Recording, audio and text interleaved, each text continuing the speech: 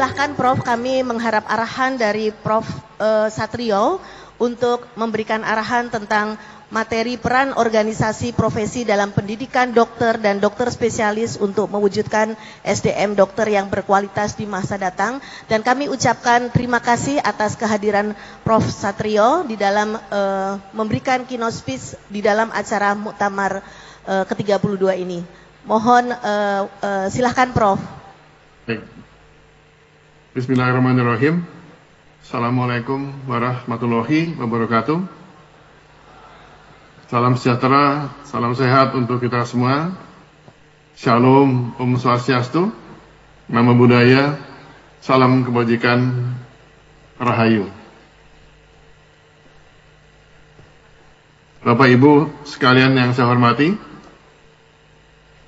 pada kesempatan pagi hari ini, pertama-tama saya mengucapkan selamat kepada IDI yang melaksanakan Muktamar ke-32 di Lombok, yang mudah-mudahan nanti hasil Muktamar memberikan satu putusan supaya IDI ke depan semakin maju, semakin berkembang, dan semakin independen dengan tetap memperhatikan kepentingan dokter maupun kepentingan masyarakat Indonesia yang membutuhkan layanan kesehatan yang maksimal dari para pelaku untuk menyiapkan Indonesia sehat ke depan. Lanjut.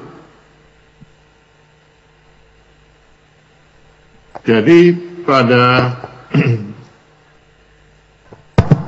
kira-kira bulan Januari kemarin itu ada kerjasama antara kami dengan Menkes, diantaranya untuk panitia seleksi dalam hal penerimaan peserta didik yang dokter spesialis, subspesialis, baik yang berbasis rumah sakit maupun yang berbasis dari Fakultas Kedokteran.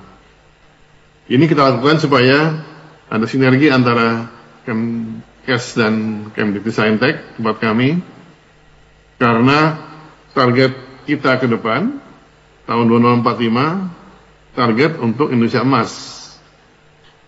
Tapi saya juga ingin tambahkan target baru, yaitu Indonesia sehat 2045. Dengan mengoptimalkan upaya preventif untuk kesehatan masyarakat Indonesia yang membutuhkan sinergi sistem pendidikan dan pelayanan kesehatan. Ini visi kami. Lanjut. Dari profil pendidikan kedokteran saat ini, bisa kita lihat di dalam tampilan, baik bidang keilmuan, status akreditasi, jumlah FK untuk S1, prodi profesi, spesialis subspesialis, kemudian prodi S1 profesi,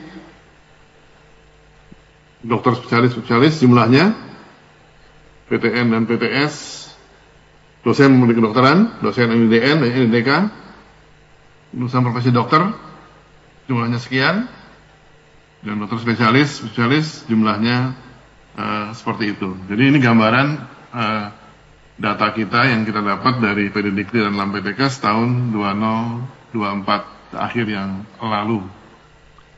Nah, berikutnya kita lihat tantangan strategis bangsa Indonesia. Pendidikan kedokteran yang berkualitas dan relevan, itu yang kami harapkan dari kita semua. Diperlukan solusi atas tantangan strategis bangsa menuju Indonesia emas dan Indonesia sehat. Lanjut, tantangannya seperti apa? Nah, kita bisa lihat di sini. Tantangan dan peluang bidang kesehatan. Kesehatan adalah sektor yang akan mendapatkan keuntungan besar dari dampak revolusi industri 4.0. Kita lihat sekarang berbagai kegiatan yang ada di bidang kedokteran terkait dengan literasi data, kemudian big data sendiri, teknologi menjadi enabler pelayanan kesehatan masa depan, aplikasi TIK dan artificial intelligence, literasi teknologi, disruptive innovation, terus ada juga value-based healthcare, yang outcome-nya adalah innovation, literasi manusia, tenaga kesehatan profesional dan transprofesional, dan tidak kalah penting, sekarang kita punya generasi Y and Z yang mempunyai literasi digital, knowledgeable, entrepreneur. Nah, ini semua potret kita ke depan yang kita harus hadapi, di mana teknologi berkembang cepat, generasi kita juga generasi yang sudah masuki pada era baru, sehingga perlu pendekatan pelayanan kesehatan yang mungkin tidak biasa-biasa, harus lebih advance. Tantangannya pun juga sangat maju ke depan ini. Jadi kalau tanpa AI misalnya, memang AI tidak mungkin menggantikan dokter, tapi dokter yang tidak menggunakan AI akan tergantikan. Karena sudah satu kebutuhan dokter kita untuk menguasai AI supaya pelayanan kesehatan juga makin baik dan semakin maju. Nah, berikutnya kami di pendidikan tinggi sendiri juga mengadakan satu upaya perubahan paradigma dari konvensional menjadi transformasional, ya, yang selama ini kita berkutat dengan T-Dharma ya kita kerjakan untuk mencapai berbagai macam outcome. Nah, ke depan kita ubah sedikit upaya kita, selain dari akses, mutu, relevansi, juga dampak. Bagaimana perguruan tinggi kita di Indonesia ini berdampak pada masyarakat. Dampaknya apa? Dampak yang mampu membangun Indonesia sosio-ekologis dan ekonomi, dan Indonesia juga bisa mencapai tujuan pembangunan berkelanjutan atau SDGs. Artinya dalam bidang kesehatan pun diharapkan perguruan tinggi mampu membuat Indonesia sehat ke depan. Jadi tidak hanya sekedar untuk kuratif, tapi preventif mungkin lebih penting juga supaya kesehatan masyarakat itu tercapai secara masif, secara nasional. Jadi dengan kedokteran, bagi bagian dari pendidikan tinggi, afirmatif adalah investasi Indonesia sehat. Dengan kedokteran harus berorientasi pada peningkatan akses, mutu, relevansi, dan dampak, sesuai misi Asta Cita untuk menghasilkan tenaga medis yang berkualitas untuk Indonesia sehat. Lanjut, kita lihat beberapa stakeholder yang terkait dengan bidang kesehatan. Sesuai Undang-Undang 17 2023 tentang kesehatan, maka terjadi asumasi kebijakan, yaitu strategi gotong royong untuk percepatan pemenuhan tenaga medis dan tenaga kesehatan sesuai kebutuhan wilayah. Jadi kita lihat dari peran pemerintah pusat, pemerintah daerah, tanggung jawab bersama mengenai pengaturan dan pengawasan mutu tenaga medis dan tenaga kesehatan. Kemudian kami juga membentuk komite bersama Dikti Saintek dengan Kemkes sebagai regulator dengan tanggung jawab penguatan sinergi sistem pendidikan nasional, sistem kesehatan nasional untuk meningkatkan mutu pelayanan kesehatan. Kemudian tenaga pendidikan tinggi dalam pengadaan tenaga medis dan tenaga kesehatan. Kemudian juga ada keterlibatan masyarakat profesi, ada kolegium, konsil, majelis yang tanggung jawab terhadap quality control. Dan strategi gotong royong tersebut itu termasuk perencanaan, pengadaan, dan pendayagunaan tenaga medis dan tenaga kesehatan. Dan tanggung jawab dari masyarakat profesi ini yang sebetulnya antara lain ID ada di situ, mendukung pelaksanaan pembinaan, pengawasan, serta peningkatan mutu dan potensi tenaga medis dan kesehatan. Jadi kita ke depan itu akan mengembangkan sistem kesehatan akademik atau academic health system, diakselerasi oleh perguruan tinggi dengan kebutuhan khusus, dengan kebutuhan konsorsium PPDS, jejaring FK, bersama dengan rumah sakit berbasis wilayah, dan juga afirmasi penugasan khusus untuk rumah sakit pendidikan penyelenggara utama maupun RSPPU bersama dengan perguruan tinggi. Dan dari sini kita bisa lihat bahwasanya upaya untuk Indonesia Sehat 2045 itu hanya bisa dicapai kalau ada strategi gotong royong. Semua pihak terlibat, saling melengkapi, saling komplement, saling menunjang satu dengan yang lainnya. Berikutnya kita lihat pentingnya peran kolaborasi pemerintah dan masyarakat profesi dalam peningkatan kualitas dengan kedokteran dan pelayanan kesehatan. Di sini kita melihat semua stakeholder terkait, ada Kemdikbudristek, pemerintah sebagai regulator, ada Kemenkes, dan komite bersama Dikbudristek dan Kemenkes. Kemudian ada masyarakat profesi sebagai pelaku, ada ID, ada KKI, ada LAM PTKes, ada IP, yang semuanya itu bersatu dalam menciptakan Indonesia Sehat ke depan. Tadi sebelum saya bicara di sini, saya telepon Pak Menkes dulu. Pak Budi, kira-kira apa yang saya perlu sampaikan pada teman-teman di ID ya, terkait dengan Muktamar 32 ini, supaya peran dari ID juga semakin signifikan dan penting di dalam penentuan kebijakan penyiapan Indonesia Sehat 2045. Kebetulan Pak Budi itu adik kelas saya di ITB, meskipun bidangnya beda, saya teknik mesin, dia fisika nuklir di ITB, tapi karena sebagai adik kelas, dia sangat respect pada saya.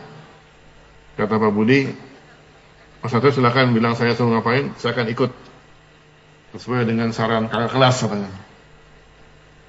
Dan pesan beliau lewat saya tadi mengatakan semoga ID ke depan bisa lebih memperhatikan selain dokternya juga masyarakat, supaya upaya untuk pencapaian kesehatan masyarakat Indonesia ini akan terwujud. Juga selain itu diharapkan ID juga bagaimana bisa membantu dalam penyiapan tenaga kesehatan atau tenaga medis yang profesional, juga termasuk distribusi dari dokter-dokter ini supaya daerah-daerah akan terpenuhi dokternya sesuai kebutuhan, dan harapkan juga penjaminan mutu dari dokter-dokter ini bisa dipastikan oleh peran ID ke depan, supaya dokter-dokter kita juga punya kemampuan yang baik.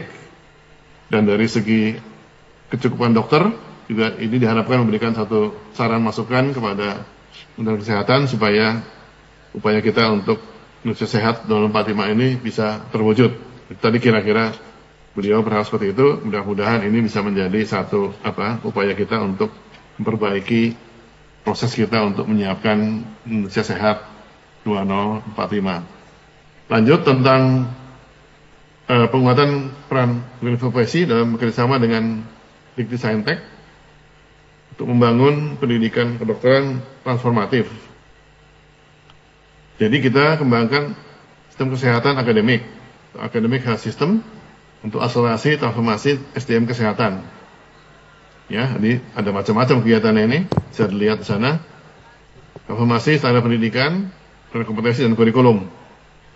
Ya, pembaruan standar nasional dengan kedokteran diselaraskan dengan SNPT dan standar global atau principle based continuous quality improvement. Penjaminan mutu berbasis evidence dan kajian akademis, seleksi mahasiswa, uji kompetensi dan sebagainya. Penguatan penelitian translasional dan teknologi kesehatan, hilirisasi hasil riset kesehatan, digital health dan juga AI in health.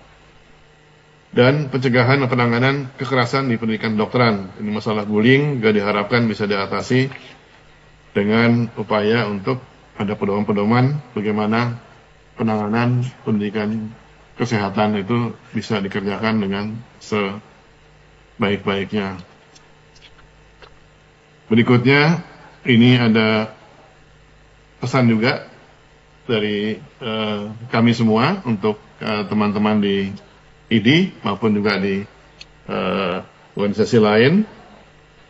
Jadi, organisasi profesi harus memperkuat kolaborasi dan menurunkan ego sektoral untuk kepentingan masyarakat. Nah, ini juga saya sebagai pribadi ingin menyampaikan pada teman-teman dokter semuanya, ya kita harus lebih banyak lagi kolaborasi, karena supaya kita punya upaya untuk Indonesia Sehat itu terwujud. Dan memang kita perlu punya ego yang kuat supaya kita bisa perform dengan baik, tetapi kalau bisa ego tersebut agak dikendorkan sedikit dari semuanya supaya tujuan kita bersama untuk masyarakat itu bisa terwujud. Ini kami lakukan waktu kami di KKI 3 sebagai wakil ketua. KKI 3 saya katakan ego kita harus kita redam sedikit ya, dari semua anggota yang ada yang mewakili berbagai macam kelompok. Kita turunkan ego dulu, kita lihat masalah bersama, kita putuskan bersama masalah itu. Bukan dengan ego, tapi dengan tujuan nasional, bagaimana masyarakat itu bisa dijamin, diamankan kesehatannya. Jadi, ID bersama seluruh stakeholders pendidikan dokteran, sebagai mitra kami di Kementerian Saintek, perlu kontribusi aktif dalam melakukan check and balances kebijakan pendidikan kedokteran yang berbasis bukti, evidence informed policy, untuk membangun pendidikan kedokteran yang berkualitas, sinergis dengan upaya peningkatan kualitas pelayanan kesehatan.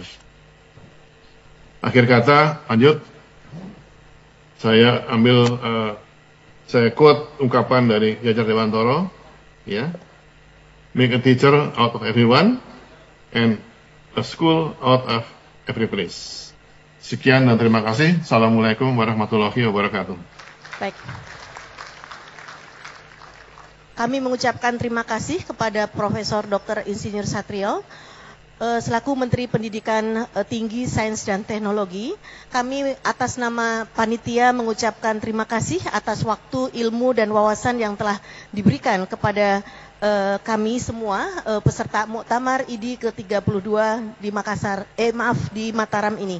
Tentunya mudah-mudahan ke depan akan memperbaiki sistem pendidikan kedokteran di Indonesia ini. Dan terima kasih Prof. Kehormatan bagi kami Prof telah hadir bersama kami di Muktamar ke-32 ini. Terima kasih Prof.